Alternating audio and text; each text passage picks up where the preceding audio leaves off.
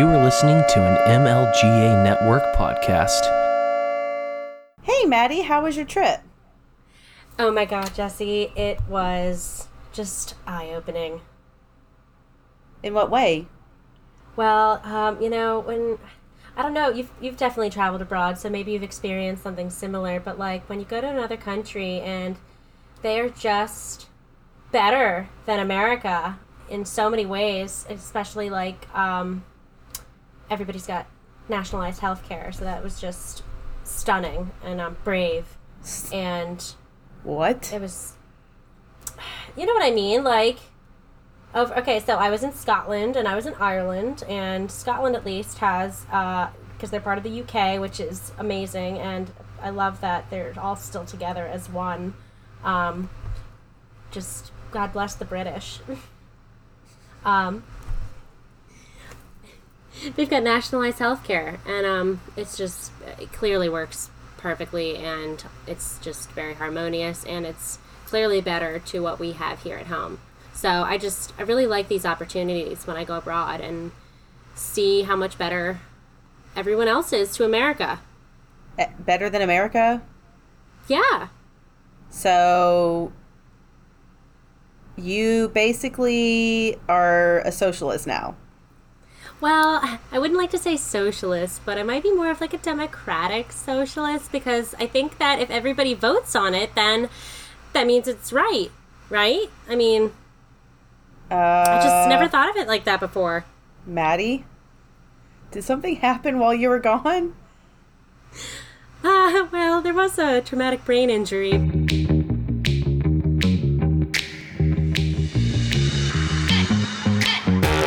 Welcome to Voluntary Vixens, where Jessie and Maddie give a female voice to news and pop culture with a libertarian twist. Join us to stay informed and challenged while keeping it sane, peaceful, and most importantly, voluntary. So how was your trip actually? It was good. So I was gone for almost 2 weeks. Thanks for holding down the fort. Just finished listening to your interview with the teacher this morning. Sorry, I'm so behind. I'm behind on everything. But so it was great. I was gone for almost 2 weeks. The first part of my trip, for anybody else, but I know because we were talking the whole time. But so my sister and I went to Scotland for a few days, and then towards the end of that week, we met up with the rest of our family on our family vacation in Ireland, something that we've been talking about for well over a decade, so finally got around to it, and it was great. Good, perfect Irish weather, very rainy and cold in Scotland, but since everybody was dying in heat waves back home, I was definitely appreciative for the break. Yes, it's been, we actually had in Tennessee, we had like a weird bout of weather while you were gone where it was a little bit cool, and I was kind of thinking about you. I was like, man, I wonder if Scotland's coming over here, because it was like, I was waking up in the morning and it was like 50 degrees outside. It was actually pleasant. Oh yeah, like I was wearing layers and long sleeves and boots and scarves. I mean, I kind of really liked it, I'm not gonna lie. Definitely couldn't stand it 100% of the time. It was comparative to, if you spent time in the Pacific Northwest or even Maryland last summer. I thought we were living in the Pacific Northwest because it didn't stop raining. But it was funny, like, for any of you Outlander people, of course, that was one of the things that enticed me about Scotland, other than it's a beautiful country, very rich in history, and a lot of Harry Potter Easter eggs over there, too, which, huge nerd, obviously. But so I was thinking about it. I was like, God, I don't know was Clare ever dry? Because it was just nonstop rain, and, they don't have, back in the 1700s, you don't have a nice little Starbucks to pop into if it's raining and you need to get out of that. So definitely made me appreciative for what I have here now in this country and this time, obviously. Yeah, for sure. Do you think, I know I went to England back in, I think it was 1996, so it's been a long time. But I do remember being in England, and on the last day, I was like, I get to go back to America. I was like so happy to come back. And it wasn't that it was bad. It was just, I missed some of the creature comforts of living in America. No, definitely. I was feeling the same thing. And honestly, there was even a time during the week where I was so exhausted from traveling, and I was just so kind of grumpy and fed up with, not being surrounded by American customs and standards, I'll say. And I don't know, it was just, I was kind of over it, and I actually looked online to see what the fee would be for me to change my flights and come home early. But also, I was coming home on a Sunday from a 2-week adventure abroad, and then not properly taking off the Monday afterwards. What was I thinking? That was a very Enneagram type 1 of me to just expect that I could do everything. But yeah, no, I was definitely ready to come home. And it doesn't even count like how annoying the customs process was to get back in the States. And that, even aside, just traveling is exhausting. Yeah. So being abroad, being anywhere, living out of a suitcase or a backpack in my case, that was rough. And of course, all by choice, that's what makes you appreciate. Perfect vacations don't get remembered as much as the imperfect times. That's true. So I think it was all overall a very great trip, but I was definitely ready to come home. And, I'll say that I think my greatest degree of patriotism that I might feel and or have to express in some way might be, honestly, when I'm the person abroad.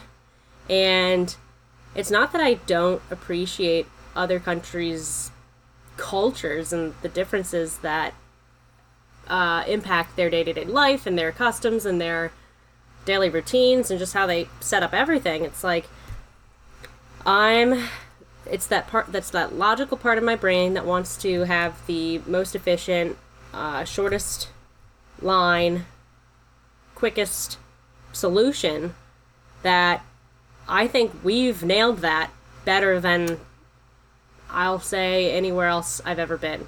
And maybe that's a really general thing for me to say, really broad statement, but I feel like it's easier to understand that idea of American exceptionalism when you're abroad. Yeah, so I guess can you give some examples of just the difference in the mentality of people in Ireland and Scotland from a typical American, if there is such a thing? Yeah, and so, yeah, exactly. Like, what is that? And so, yeah, I don't know. I feel like I'm pretty run-of-the-mill, average American girl, right? I don't know. I never had an American Girl doll, though, so I don't know if that really counts or not. But, so, just one thing that I think, like, an overall difference in,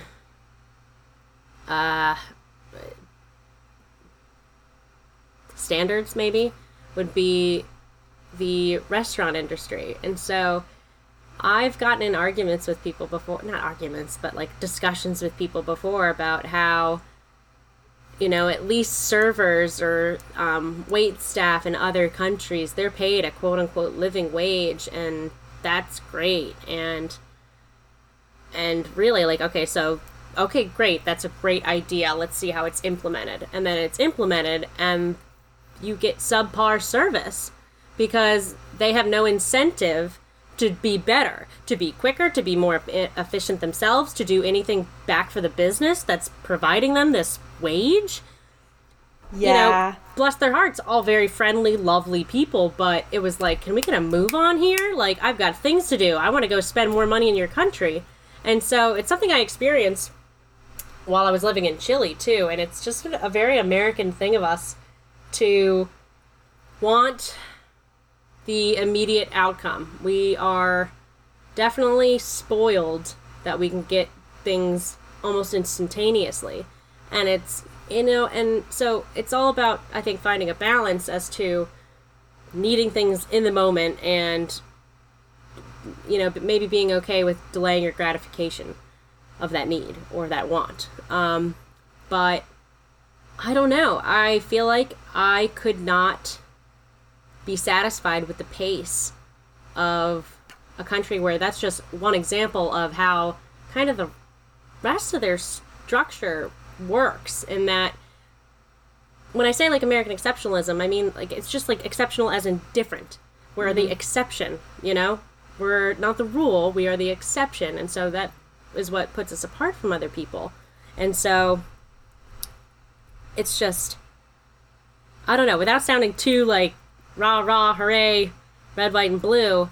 Yeah, it makes you more appreciative for being at home, and there's really no place like home. And I've lived abroad and I've traveled abroad a ton, but you know what, I'm very happy to be home. I'm very grateful for where I live, what I do, and that I am a part of this country, that I might rag against the government of which for, most of my time.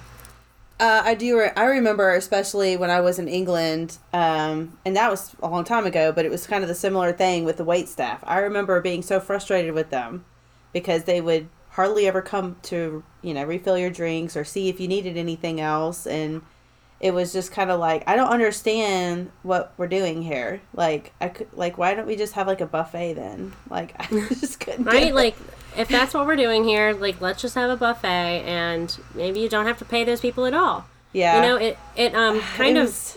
They were just so bad. It's like they just could care less. That's what I got from it. It was like, oh, you're here? Okay, good. What do you want? And then you had to wait forever for your food to show up. You never got a refill on your drinks, or even asked if your food was good. I mean, yeah. I guess that makes me a greedy capitalist, that I expect somewhat decent service. Damn you and your standards. I know. And the same thing kind of happens in India, too. Like, you're hit or miss with service in India, and nobody's in a rush at all to do anything. It's all Indian time, is what they call it. Oh, yeah, no, I mean, there's a time and a place for all of that. And so, just another example, like while I was in Costa Rica, everybody runs on what they call Tico time.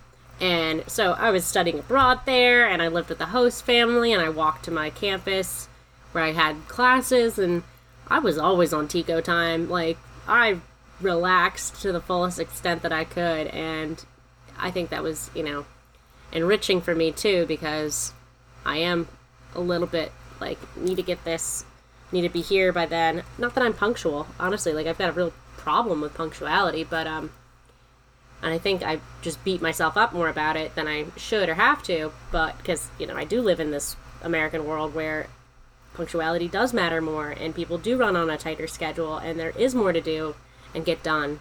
But I think in some ways, like I said, there's a balance to be found, but there's nothing wrong with kind of demanding more and demanding better, and constantly seeking improvements. Mm-hmm. Yeah, that's the American exceptionalism, I think, is that, especially because we have more of a capitalistic economy, there's a mentality that, well, this is good, but how can we get it better? How can we we're making a lot of money, but let's see if we can make more, which is considered greedy, but it's more or less about like, well, we're doing well, but we could do better. How much better can we do? It's always about improving. And I don't know if other cultures see it that way, and that's not bad. I mean, that's fine. We need to probably have a little bit of a different in the world, a mentality about that kind of thing. But it does, when you live in that society, you do kind of get a little bit spoiled with, having access to all of that stuff right there, At the snap of your hands. Yeah. But, like, I think, so to me, and to maybe trigger some people, so that's kind of where Donald Trump's whole thing about Make America Great Again, I think it's not something that should obviously the media takes it, told you all it was racist, but it really just, to me, like, I was thinking about it while I was abroad, and, the idea of just us being different and us being a culture that sort of strives and asks for more, and not necessarily in a greedy way, but just like, how can we do this better? And, so there's more freedom for people to improve upon other companies or other services, like, and so I think that it's like totally enriched and embedded in our culture, and maybe the idea of it not being so great right now, because I guess, Donald Trump's still making it greater againer, right? Like, we're still in the process because he's got another campaign coming up, is, I think the sentiment that would probably register with a lot of people that may have voted for Donald Trump was that we weren't celebrating our Americanism. We weren't celebrating what made us different from the rest of the world. We kind of were starting to adopt more European culture ideas and ideals. Mm-hmm. And it's like that, it might have felt like people were going back in time, or not progressing, but regressing to something that has proven to not really work as effectively as our system of more freedom. Right. Showed. Well, you had sent me a text about, or not a text, but a tweet that somebody had put in about how ridiculous it was that we Americans have to subscribe to these agreed upon ideas. And you were like, yeah, that's the point. That's America's not okay, to be an American does not mean that you're a specific race or a religion, or that you even come from a specific culture per se. It's a agreed upon set of ideas of more freedom, freedom of speech, allowing people the right to defend themselves against their own government, and the right to privacy, the right to, what was the amendment for? I can't remember, or what, I'm trying to think of what it was called, but you're basically, you're being notified. It is more or less privacy. Yeah, okay. But not being unlawfully searched or seized, or your person's property, papers. So yeah, I mean, you have all these individual rights. Now, some will argue, are those rights natural rights? Are we born with those rights? Or are those rights given to us by the government? Well, I was born after the Constitution was written and established, so I don't really care either way. That's what our nation was based upon. Those were the ideas that we all agreed upon. And so I think that's a lot better than per se, like, coming from another culture where the national identity is primarily going to be like your race or your religion. And I'm thinking particularly right now because, like, my husband's side of the family, he's half Chinese, and so there's like a big Chinese identity that comes with being Chinese. It's the way you look, and the way you dress, it's the way you carry yourself, and it's all these things that really you're born with that you have no choice of. But not that that's a bad thing. I'm just saying that's just their identity. But America is set apart. It's supposed to be something different, and we should definitely not have any reason to be, when we go abroad, to be ashamed of our culture or our country. And I don't know why we've gotten to this point where we have to be, ashamed of being an American based off of who our president is. Because, guys, we change presidents every 4 to 8 years. Our identity should not be wrapped up in our president. Yeah, and then also, like, if you're actually paying attention to big picture things, it doesn't even matter who the president is, or it shouldn't matter who the president is. But, so for me, when I'm abroad, especially now that I'm a little bit more woke, is that, and I mean, like, libertarian woke, like, real life woke, not just like giving kids blinded puberty by blockers. The need to decide what everybody's race is, or care what everybody's gender is for that day, or not that kind of woke. The woke that doesn't, it only kind of drives you further into further isolation. But like, the woke with the big picture is that what makes me embarrassed about being abroad is what my government does abroad. Right. not at all who my president is. And okay, so those things might go hand in hand sometimes, but it's like, okay, so here's an anecdote real quick. Like, and actually, like, you know, me being abroad, it's always better when I'm with other people because I'll probably go off on some anarchist tangents where nobody can relate. And, you know, it's just, I don't know. I spend a lot of time in my own head. But then, so we're in a taxi in Ireland, had just landed there after I was there in Scotland a few days with my sister. Then, like I said, we met it with the rest of our family that came over to do the week in Ireland. So I'm in the taxi, and the taxi driver, we're just talking about the trip, what we've got planned, where we're staying, blah, blah, blah. And of course, like every conversation that gets you past, hi, how are you? What are you doing here? Blah, blah, blah. Like, where are you from? America? Oh, there comes the Trump question. Okay, so, you know, the Trump question came up, and we kind of just, like, my family's more sympathetic to Trump because, well, one, we realized Hillary Clinton is the most evil human being that probably, she's top, like, 10 globally, I'd say. Top 3, maybe, nationally. I don't know. There's a lot of dark and evil people, but she seems to be connected to a lot of them favorably, so, and so, you know, we're talking to this cab driver, and he was saying something about how, you know, the people of Dublin or wherever, whatever city in Ireland where he was coming to visit as President Trump, they were protesting his arrival, and I was just like, they let war criminals from all the past decades and past presidents, they're allowed to come, and nobody makes a protest about them appearing. And so, of course, like, as soon as you try and talk about how bad war is, maybe everybody shuts up, but, which is weird, because that should be the most easy, obvious thing to lash out against, but, you know, that was just, like, a tiny microcosm of how other people seem to focus on certain things that I don't think matter that much, where I just want more people to be alive in the world. Right.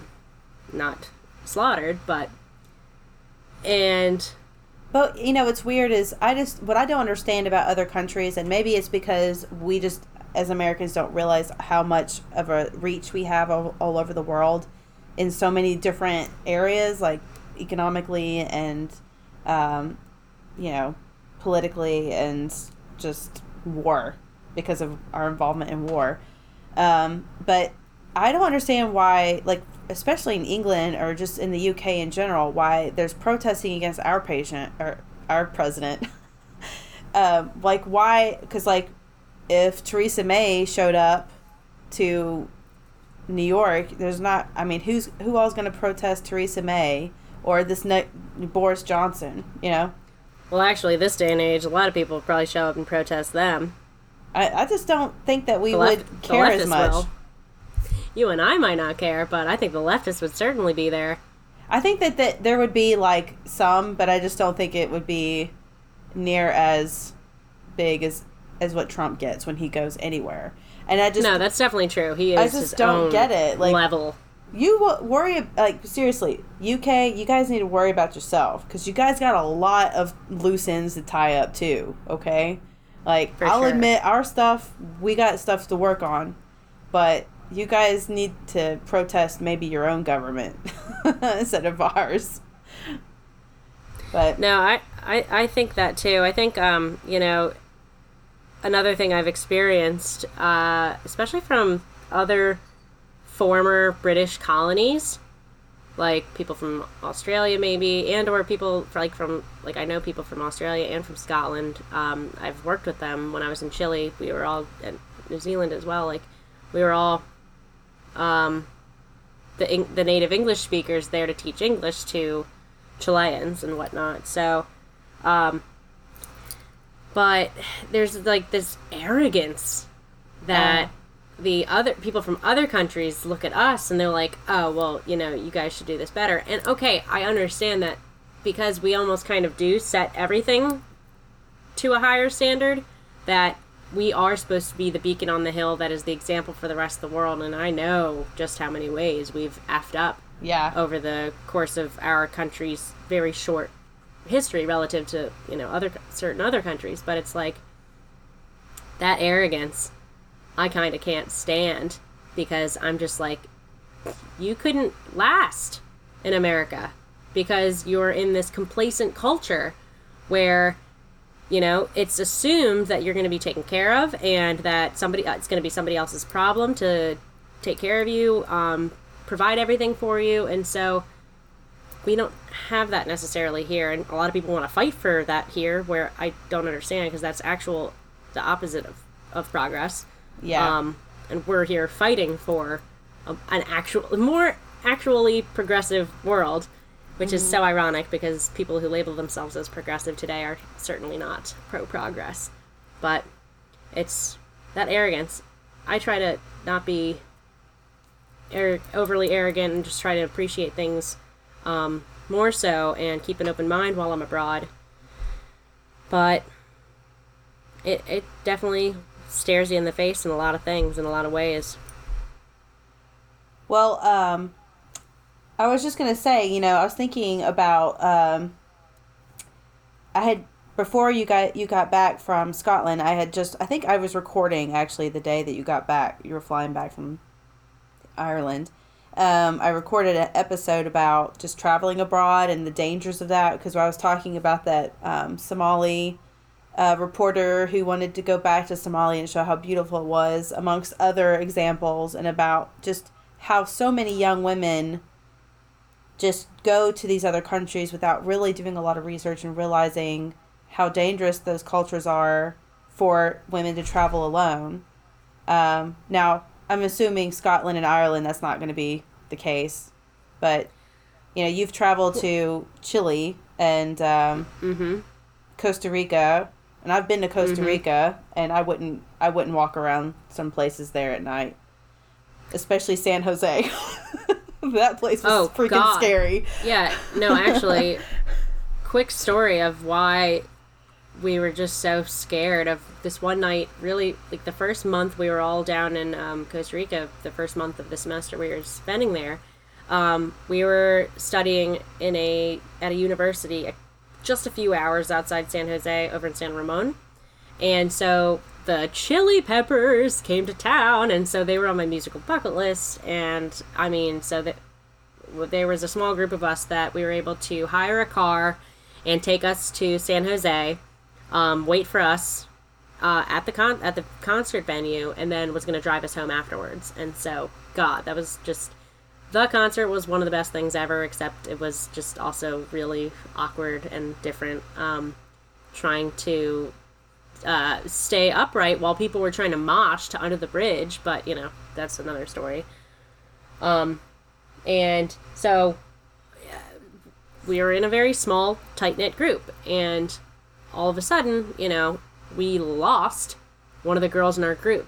We couldn't find her the entire rest of the concert. We waited where we had initially parked to go in. We were there for hours after the concert, because it was like, what the hell do you do? Like, she didn't have a phone. She barely spoke Spanish at that time in the beginning. Oh, God. So it was just very scary for all of us, and luckily she was okay, and she ended up finding some other English-speaking people and hung out with them all night and stayed over at their place, and then was able to get a ride or figure her way back to That's good. San Ramon. But, everybody was like, no, we can't. So one of the reasons we had to go home, though, was because even at the place we parked, by the time, it was that late at night, it was time to get out. It was not safe to stay. So it was just, and there are places, I live near Baltimore. I try to avoid that place like the plague, because it is the plague. But so, just to your point of, there are places and pockets, really anywhere you would go, even in relatively safer, or what you think is safer countries. I think the best advice for anybody, man, woman, or child, but hopefully don't send your children anywhere unsupervised, is just try to be alert and be aware of your surroundings, and don't drink too much in a place you're not comfortable with, and don't give strangers more information than you really should. And I don't know, those are things that you have to talk to your kids about growing up, like, immediately. But, yeah, San Jose, my story about San Jose is really disturbing. And my husband was, like, trying to get me to shut up because this is when we were just dating. This was our first, like, overseas trip together. And, romantic vacation. Oh, yeah. We had we were going to go, I don't know if you've heard of, okay, I just completely blanked on where we stayed. It was on the Caribbean side. Playa de Cocles was the beach that we stayed at. Okay. It was south of Limon. Oh, okay, yeah. So you had to pass through Limon too. But we flew into San Jose, and we were supposed to the next night or the next morning get a bus trip to all the way down to where we were staying in on the Caribbean side. And that I was like, whenever I go to a new place, a new city, the thing I want to do is explore the city. I want to walk around. I don't want to stay in the hotel. But when we got to the hotel, it was pretty clear this is like a prostitute place. Like, my husband basically... A brothel? I think it's a place where guys Como se dice brothel? They take the prostitutes, they take them there to spend the night or, for a few hours, whatever. Yeah. And so one of those, like, Motel 6s. Yeah, it was a cheap hotel. Phil was like, we're just going to stay there one night. He didn't think anything of it. And then, like, we see all these... I'm not even kidding you. I seriously think there was, like, underage sex trafficking going on there. I wouldn't be surprised. It was... These little girls were, like, little girls. I mean, not as little... Like, teenagers at least. But still, it was really disturbing. And, like, men who were, like, grandfathers. Like, it was gross. And I remember...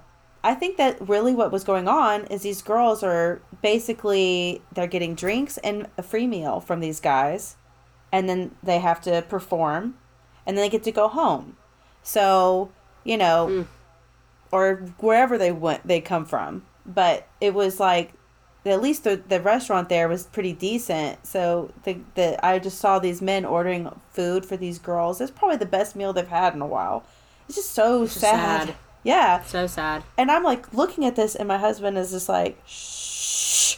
Because he knows that I am very opinionated. Yeah. And I was like, what is going on? I was like, how old is she? I was like asking these questions out loud. And he's like, it doesn't matter. Shut up. So, and we did walk around the city at night, which looking back, that was probably the stupidest thing we ever did. Because everywhere we were, there were prostitutes they were literal prostitutes, making money, we saw like nothing really touristy where we were. It's all that is in that section of town was prostitutes. And I was like, did you look up the hotel we were staying at all? Was that the last time he was in charge of yes. vacation plans? Yeah. All right. Thank you, honey. Like, good effort. But we're going to stay somewhere where it's not the red light district or the child sex ring. The things we heard that night, let me just say, we didn't sleep very well. There were some pretty disgusting sounds. Oh. Nope. I've got way too graphic of an imagination for that. So, I picked out the place we were staying at the destination gosh, I wish I could remember the name of the city that we stayed in, but the beach was beautiful. We stayed at a bungalow. So where we stayed was like in the jungle, in a bungalow. I mean, it was pretty awesome. No air conditioning, but I mean, of course not. We stayed in October, so it wasn't too bad. I mean, so I love Costa Rica and would definitely go back, but nothing is perfect and nowhere is pristine, I guess, is something safe to say. And so another just, like, interesting thing that we could talk about, or I don't know, like, that might connect to certain things. But what was interesting was that Costa Rica doesn't have a national army. Mm-hmm. And so that was back when I was more of a conservative and definitely more, like, I don't want to say pro-military or anti-military, because that makes it seem like you're pro or against the people that are actually within the service, but I was definitely pro a lot more like neocon-esque in that, how do you not have an army? Like, you gotta go like do things abroad and yeah, you gotta fight for your freedoms in the Middle East, or like, I don't know, dumb things that once you have a second to think about where your freedoms actually are being eroded, which is at home. It's like, who's fighting for our freedoms there, except for like, people like Michael Maharry and 10th Amendment Center. Shout out. But so I just thought that was an interesting thing. And meanwhile, like, now that I'm more of a non-interventionist, voluntarist, libertarian, I think that might actually be a good thing. I mean, like, wasn't it something that George Washington and our founding fathers were really opposed to us having a standing army? Like, we were all supposed to be armed, if by choice, armed citizenry. Yep. In order to defend ourselves against, attackers, against a tyrannical government, the wilderness, because it was a wilderness when we got here. But, yeah, I mean, we weren't supposed to have a standing army. We weren't supposed to have all these branches of services that are permanently stationed abroad. Like, how many bases alone are surrounding the country of Iran right now? Like 30-something, right? If you look at a map. That's excessive. So here we go. Like, it brings me back to things that I'm embarrassed about when I go abroad. While I was sitting there, we were at a bar one night. It was like our last night in town, and this group of guys on a stag party or a bachelor party, they were just definitely already, we found out later that they had been drinking all day, so they were just on another level of us. But seating was limited, and they, someone in the group at this table in this corner where we were all hovering and standing and trying to find room and figuring out where to go, they gave up. They offered my family the table, and so sure enough, we sat right in, we cleaned it up, and got, we busted ourselves. My mom had me steal a rag from over the bar, which was, I hated every minute of it, but I grabbed it, wiped the table, we put the rag back, we did it ourselves, and we were homesteading. In our opinion, here we are, we're kind of homesteading. We had to make that table our home, right? Yeah. But meanwhile, other guys in the group didn't get the memo. Like, they thought we stole their table, and so they were coming up to us really, like, offended, and they're like, introducing themselves. Where are you from? Are you from America? Oh, okay, so you just, like, commandeer this. You just, like, what do you think, this was Iran? And I was just like, whoa. So if anything was to trigger me, it was kind of that, in that, like, that's our reputation, that we are imperialistic. We are the Great Britain of today. Yeah, that is something that drives me crazy. I wish that, especially when I went to the Middle East, even back in 2000, you have these, when you go to a restaurant in Jordan, or you're just waiting in line for some, for tickets to get on the train or something, and you see people looking at you and, like, kind of rolling their eyes and kind of just like, oh, the American tourists, they just think they own everything, I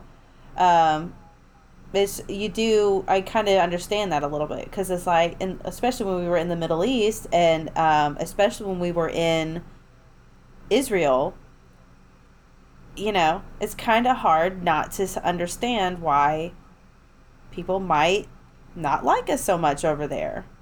It's one of the things that makes, area in particular, for sure.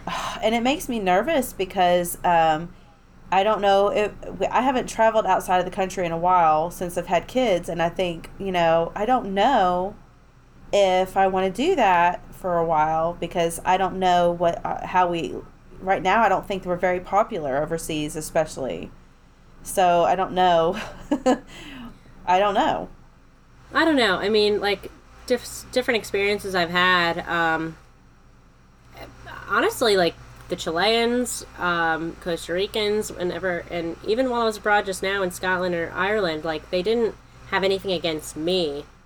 If anything, people might have, like, more recently, this recent trip, because the first Trump campaign, like, was taking place towards the end of my Chile stint. But so me as an American, I was always received very well, which I was very lucky or like happy to hear and happy to feel that they were actually receptive to me and like they liked me. And so when I was saying, Ireland, Scotland recently, it was they didn't have anything against me. But they immediately had questions about Donald Trump. Mm-hmm. Or it goes back to the kind of arrogance thing where they think they've got things figured out, and like how to fix our country. And while I don't think our country should be telling any other country like what they should be doing, especially through the force that we've been inflicting upon other countries, like that's not how you show people what the better options are. But it's not even about showing people what the better options are. It's really about like drugs and central banking. But like poppy fields, hello Afghanistan, Vietnam. Right. But so it was fun. Like another just like anecdote was ScotRail totally screwed us, and my sister and I were supposed to take like what was supposed to be about a 3.5 hour train ride from Inverness down to Glasgow, our last night in Scotland.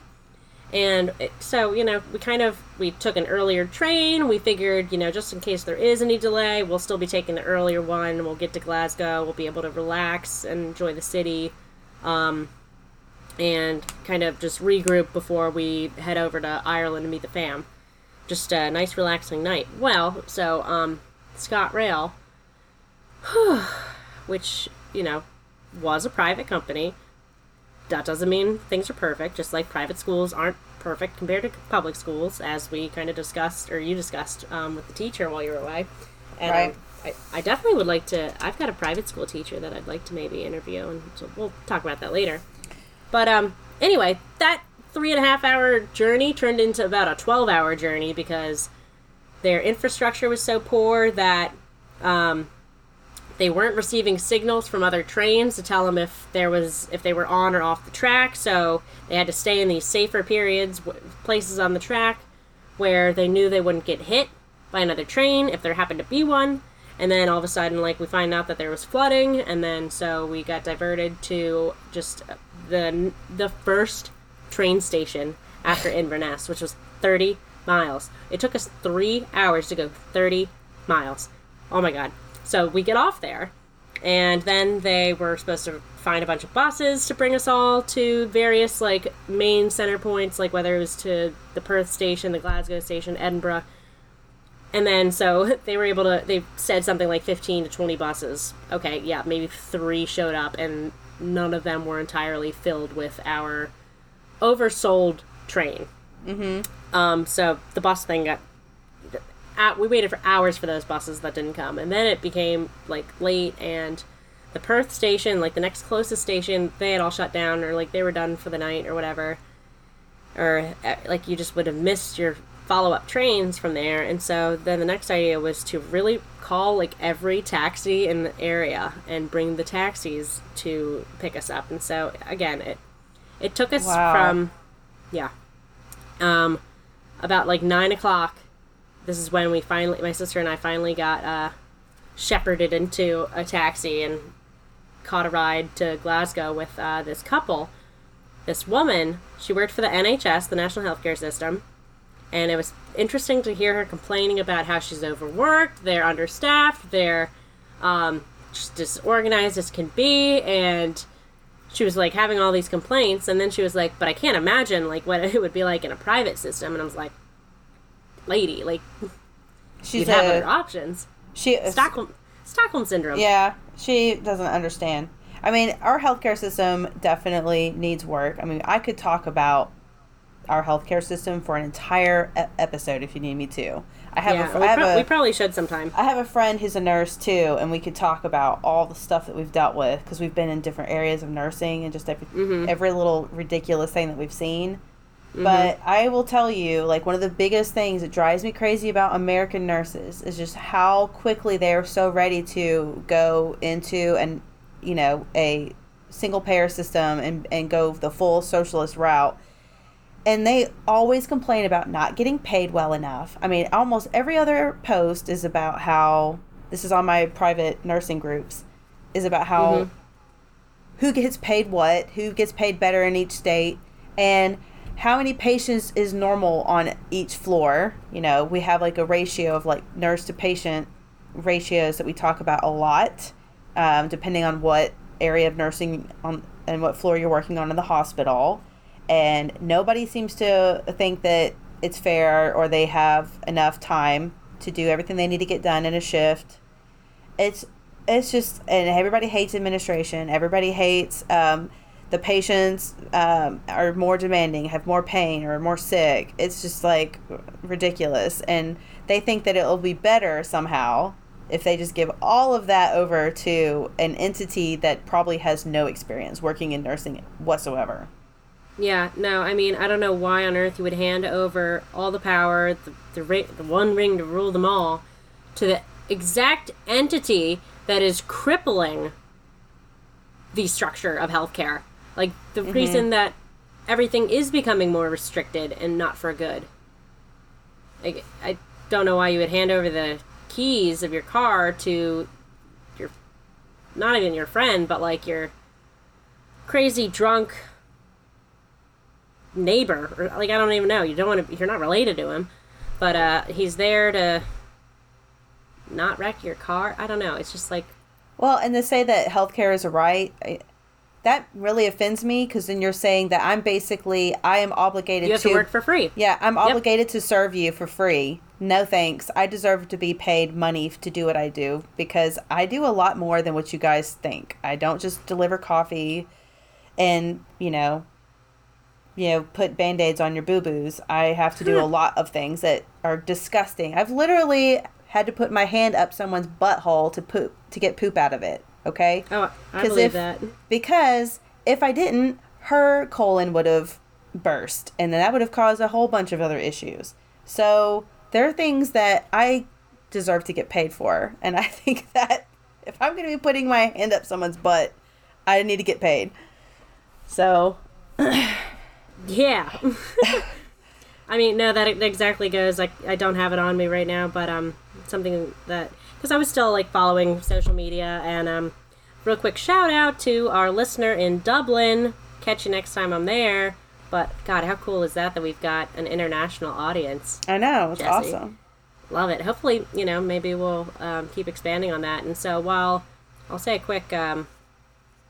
sorry everybody that, things haven't been as regular or consistent or always on time. I think kind of like a slight break or a slight hiatus in what we've been able to put out for you.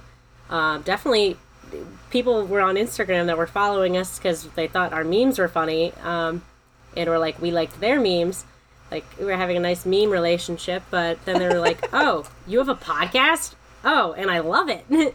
So, shout out to all you people, but I don't know, just anyway. Yeah, that was definitely not, I mean, that all sort of blew up while you were out of the country, and it was kind of nice to see that, because it made me really hyped so cool. up. Yeah, it was like, it hyped me up for like when you got back, because I was really like, and also, as weird as it is, but when we have a hiatus like that, it kind of, having a little bit of that downtime gives me some time to think about other episodes that we can do, and other ideas we can explore as well. So yeah, no, it kind of so another quick shout out to people who are loving us on Instagram. Yo, Carrie Wedler, when she was when she was on Tom Woods' episode, he was asking her, like, why don't you have a podcast? And she said something like, I don't want to just have a podcast and put out content that I'm not 100% behind, or I'm not, like, as fully involved in. I don't want to put out content just to put out content. And I was like, you know what? Like, I feel that. And so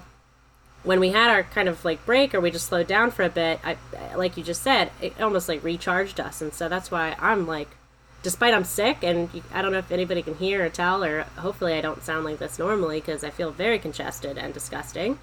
And I'm trying to hold back on all my coughs, even though Cam could totally edit my coughs out. But, like, it gave me a chance to reflect on other things and think and get back in my head a little bit, and because I'm definitely the kind of person that spends a lot of time in my head thinking about things, and so being able to regroup with myself and then come back to America and regroup with you, Jessie, I think that was, we all needed a little vacation. It's summertime. Yeah, and I think that that's just normal, because people are going to be out of town over the summer and stuff like that. So hopefully we'll get more back into a normal routine as the fall hits and everything. So yeah. Well, just something else, like, I don't want to go on a huge long tangent about, but it kind of relates to things we were already talking about, but just more specifically, like, any crime I was experiencing abroad or witnessed, and just the idea of crime rates and how it seems as though maybe certain countries are safer than America,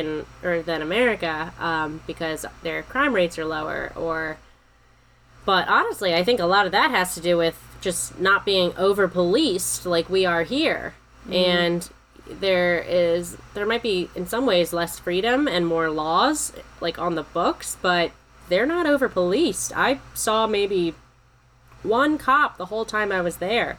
And, like, we could maybe do this another episode, but, those cops don't have guns. They don't have... You couldn't pay me to be a cop that honestly didn't have a gun. I'm sorry. But obviously, then I also wouldn't be a cop because I don't think that... I'm not really for, like, the violent enforcement of laws, especially laws that I don't believe in. So I'd have they'd fire me immediately. They wouldn't let me in. Just like I will never be on a jury because I'm all for jury nullification. Whereas, oh yeah, so, like, we could talk for about the same that. Reason. I'd love to talk about that. I think Carrie, actually, speaking of Carrie Wedler, she has a YouTube video about that.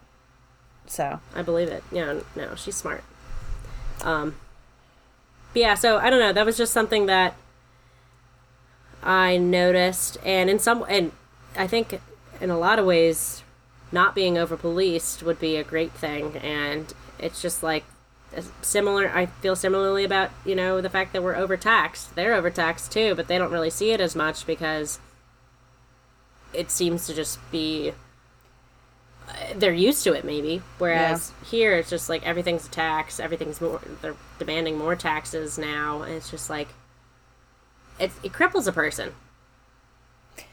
Yeah, I definitely feel like that, like you said, there's a Stockholm syndrome that's going on throughout Europe, and some places are waking up to it. Like France is still having, like, the yellow vesters. The yellow vesters, yeah, they still have that going on. Complete media blackout. I haven't heard about that in months. Yeah, but the fact that it's still going on is amazing, and that just goes to show that they are trying to squash that from getting out to the public. Yeah, my mom was in France just a few months ago, and they were still having protests over there. So, I mean, I think more and more people are waking up and realizing they don't want to be taxed, so much.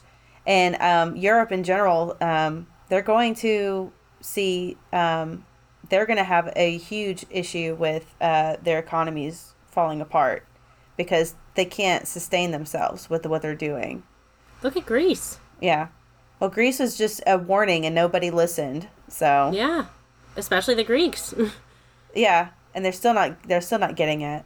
And it's fun. I think that they can be kind of like America and take in all these refugees and these immigrants, and that they're just it's all going to work out. But they don't have the same basic principles that we do. It's like, if you come here, you have to agree upon these ideas. Like we were just talking about at the beginning of the podcast. They don't require that of their immigrants. So I think that that's where it's going to fail. You have to be willing to have an agreed upon idea of how we should live in our society.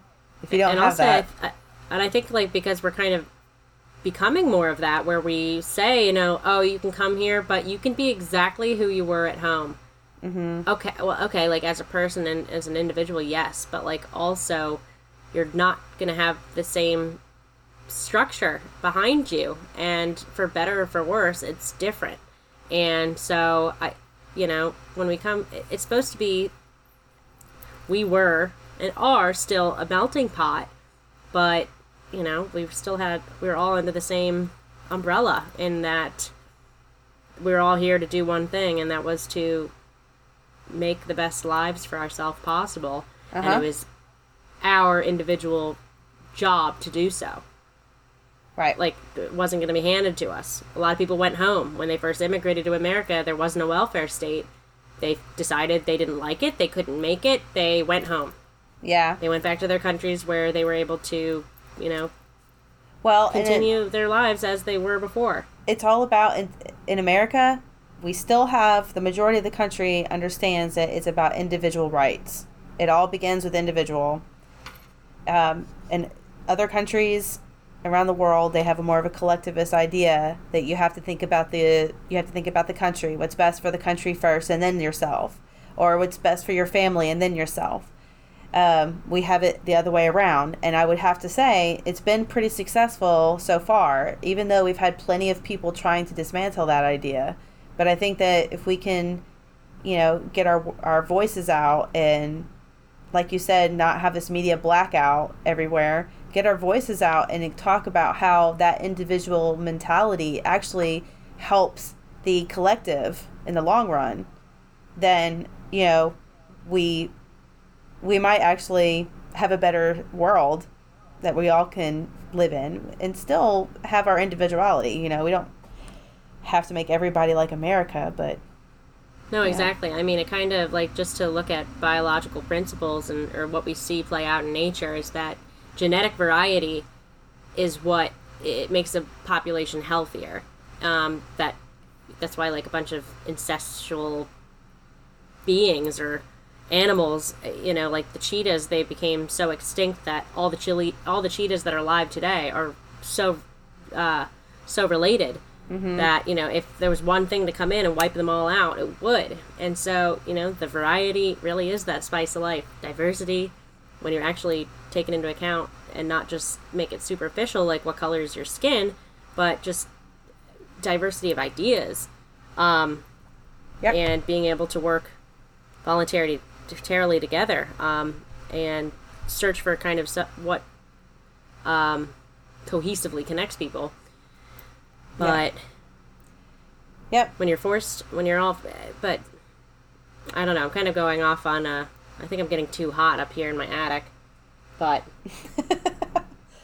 what I was going to say is make the individual great again. Yes, because there you go. like the strong individual will always make for a better, more productive and safer in the long run collective when you do group everybody together. But we are individuals, and I think like the celebration of that is something that America was founded upon.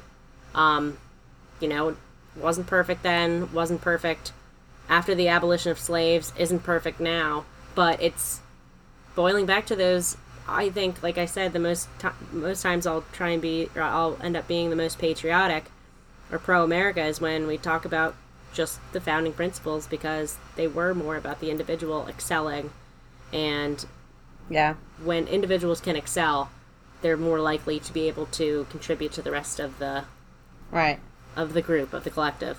I mean, since we can't live in a anarchy utopia, we have to live in what we have right now, and I think that we're lucky where we are now is closer to freedom as much as possible. And I'd much rather it. Every time I go overseas, I definitely feel it, and it's just it's just like you can tell, like when you're talking to people, they just don't get it. They don't have that mentality, that American, that freedom that you just feel, where you know that if you work hard, you put the effort into it, you can succeed. The only person in your way is yourself, kind of thinking. That's something that not everybody has. I mean, and if we're not careful, we're going to lose ourselves to that same collective ideology where it's like, there's so many people that want to fight against the bootstraps. They want to say, there really are people that are suffering and they really can't pull themselves out of this and that. And I think that is a defeating and useless way to think. And what good does that even do to think that way? Or I think it's mostly just like, that is very true, and I wouldn't argue against that. But it's all about people's solution to that problem. Oh, you think the government that actually crippled those people is going to be the best solution to get those people out of poverty? No. The trillions of dollars we've spent in the war on poverty, quote unquote, for the past however many decades now. It's like, what, the 70s? Mm-hmm. Is that LBJ, Great Society? The war on poverty has made people more poor, right? And it's like increased the inequality between people because, it's like that intervention and the unintended consequences of more government intervention in any given program or area of the economy. It's going to take away freedom. Right. And that freedom is how people kind of do find their way to pull themselves up by their bootstraps. It does give them options to climb the ladder that they might not have been given. Yeah. That they definitely weren't given. But it like puts different rungs on the ladder for them to use to get out of that hellhole. Well, I'm glad that you're back in America. And me too. But I think we should probably end it here. I did mention to Maddie that I think we should try this new thing called the Stunning and Brave Corner, where we give stunning. Brave. We give a shout out to another podcast, or it doesn't have to be a podcast, but to any individual who we think is doing a great job at bringing the liberty movement to the population. And I was just going to say that we need to just give a listen to Thank You for Your Servers. I mean, these guys, they are kind of above my head a little bit because they know a lot about technology and about computer science and stuff like that I don't understand. And they are able to kind of chat it out and make it more, for someone like me, something that's easier to understand and interesting. And they bring up definitely issues that are going on right now in technology that we need to think about and be aware of. So that show is hosted by Thaddeus Preston and Gary Guthrie. So give them a listen. And we love them not just because they're part of our podcasting network, the MLGA Podcast Network, but because they're great people. They're very insightful. They're very thoughtful. And they're stunning and brave. Words. And they're so stunning and brave. All right. And then also you can follow us on Twitter at Vixens Voluntary. And then you can follow us obviously on Instagram at Vixens, or Voluntary Vixens. Gosh, I'm getting it backwards. And then what else? Facebook, Voluntary Vixens on Facebook. Mm-hmm. And our Gmail account is voluntaryvixens@gmail.com. And then our Patreon is capital V's Vixen_voluntary. Anything else? Yeah. No, I'd say that's it. But we'll talk to everybody soon. Just send us some love. We love all of you. And we'll, in the meantime, just keep it sane, keep it peaceful, and keep it voluntary. Bye-bye. Bye.